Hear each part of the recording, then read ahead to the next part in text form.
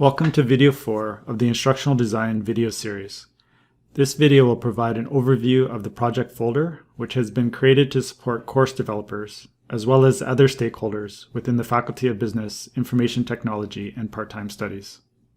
By the end of this training, you'll be able to, number 1, examine the project folder that has been set up within Microsoft Teams to support course developers within the Faculty of Business, Information Technology, and Part-Time Studies. And number 2, describe how the dedicated supports that are available within the project folder can be copied into an individual team site to support each course developer.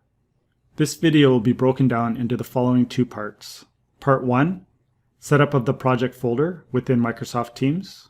And number 2, how the project folder can be copied into individual Microsoft Team sites to support each course developer. Part 1, setup of the project folder. In video 3 of the Instructional Design video series, Overview of the Course Development Framework, you were introduced to a Microsoft Teams site named FOBIT-PTS Course Development Framework. Within this Course Development Framework, you were introduced to 3 subfolders, as shown on this slide. You also learned how the Course Development Framework subfolder contains 5 key documents or files that help guide the course developer through both a design phase as well as a development phase. As a review, when you click on this folder, you'll be able to see the following files. The first one is the Course Development Plan, or CDP. The second is the Project Timesheet. The third one is the Course Quality Assurance, or CQA checklist. The fourth one is the Assignment Template, which will be explained later during the development phase, as well as the 5th one, which is the Course Development Framework Kickoff Meeting PowerPoint. For detailed information about how each of these key documents support the course developer, as well as other key stakeholders during the design phase as well as the development phase, make sure to watch video 3 of the Instructional Design video series called Overview of the Course Development Framework. At this time, it is important to note that the main purpose of the 5 key documents that are set up within this subfolder is to provide an overview of the course development framework within the Faculty of Business, Information Technology, and Part-Time Studies, and how course developers, as well as other key stakeholders, can leverage these documents to ensure everyone is on the same page as far as key deliverables within a set timeline. This team site is set up as a showcase for how these master documents can be leveraged by the course developer, not as a workspace. All part-time and full-time faculty within the Faculty of Business, Information Technology, and Part-Time Studies are invited into this subfolder to become familiar with the course development framework and how the key documents work together to support course developers. This video, or video 4 of the Instructional Design video series, will continue this high-level tour by focusing on the content that has been arranged within the project folder. Similar to the Course Development Framework subfolder, this subfolder has been set up to showcase a few additional supports that are available to the course developers, as well as to other key stakeholders during both the design phase and the development phase. Let's click into this project folder. Within the project folder, you will see how there are individual folders set up for each module within a typical course. This arrangement provides a showcase for how faculty can use this collaborative space as a central repository for all their course resources to keep everything organized and stored in one place.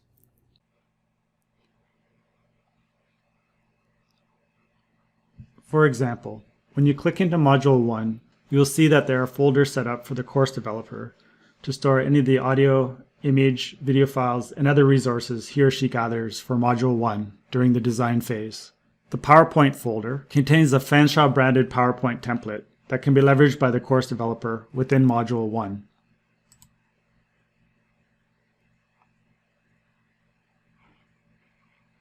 Returning back to the Module 1 within the project folder, you can see that there has been a lesson plan template inserted into this Module 1 subfolder.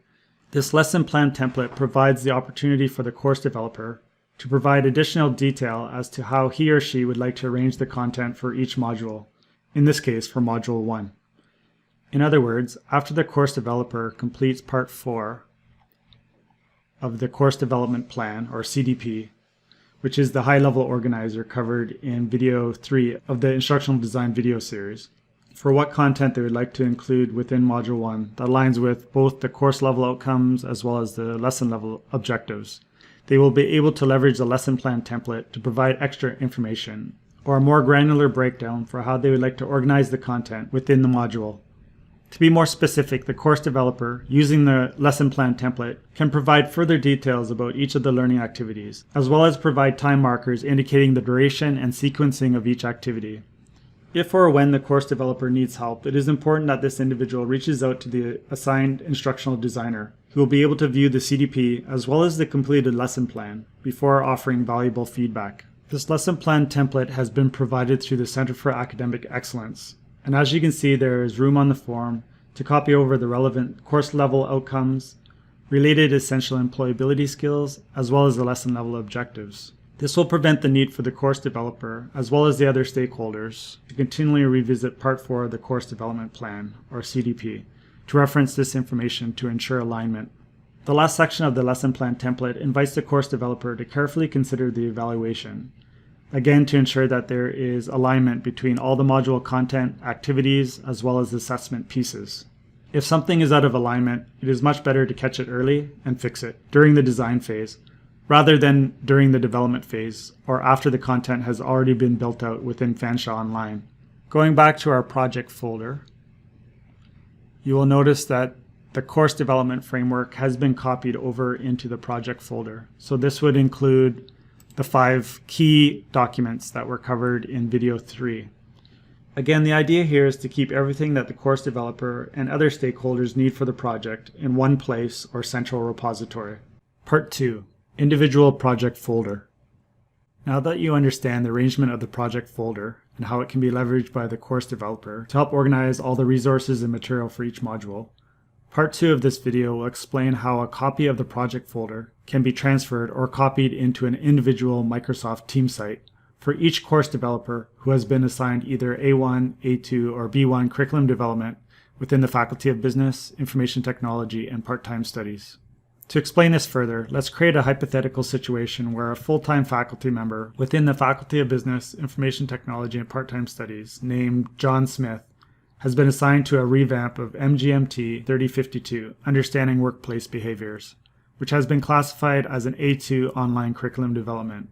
To support John, an individual Microsoft Teams site has been set up on his behalf by the instructional designer assigned to his school, which contains a copy of the project folder discussed in Part 1 of this video.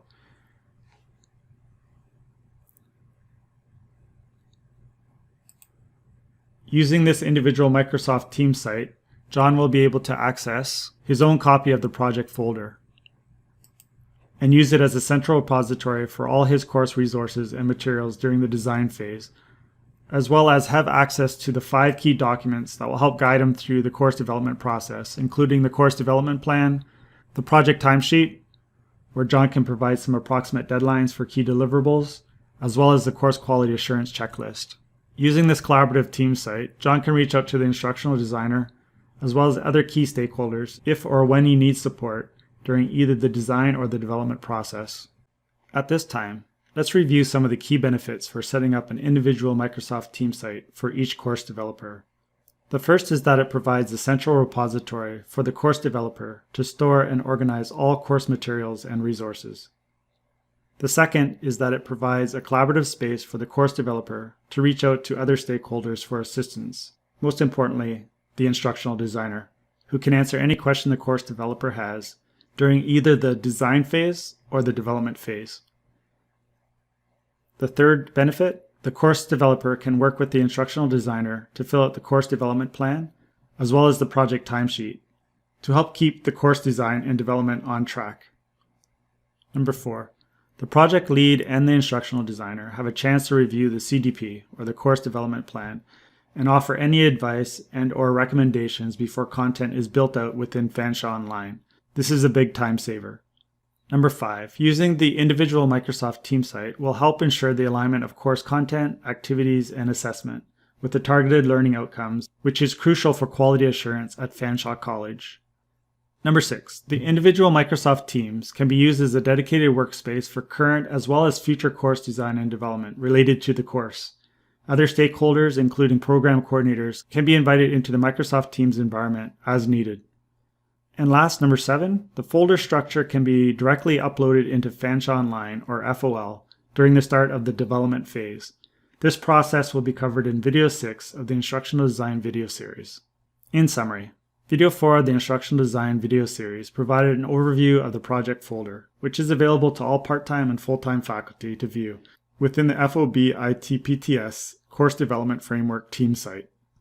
The project folder is set up to provide a central repository for all course resources and materials that the course developer gathers during the design phase of his or her course development. To use Module 1 as an example, the course developer is able to save any audio, image, and video files that he or she would like to include within this lesson.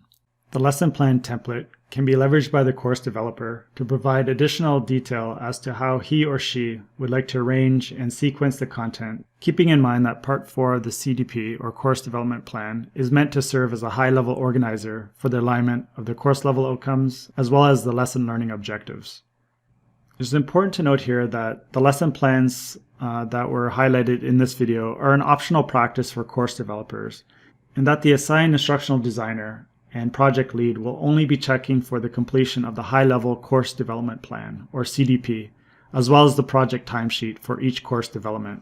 Lastly, each course developer who has been assigned curriculum development within the Faculty of Business, Information Technology, and Part-Time Studies will be provided with an individual team site dedicated for the design and the development of his or her course. To be more specific, a copy of the project folder will be copied or transferred into the individual team site, along with the 5 key documents that will help guide the course developer through the course development process, including the CDP, or Course Development Plan, and the project timesheet that can be filled out and completed by the course developer, the instructional designer, and the project lead to ensure each course development stays on track and that the essential supports are available to each course developer. In Video 5 of the Instructional Design video series, we'll turn our focus to the development phase by looking at the QM blueprint, as well as the associated HTML templates within Fanshawe Online. Thanks for watching.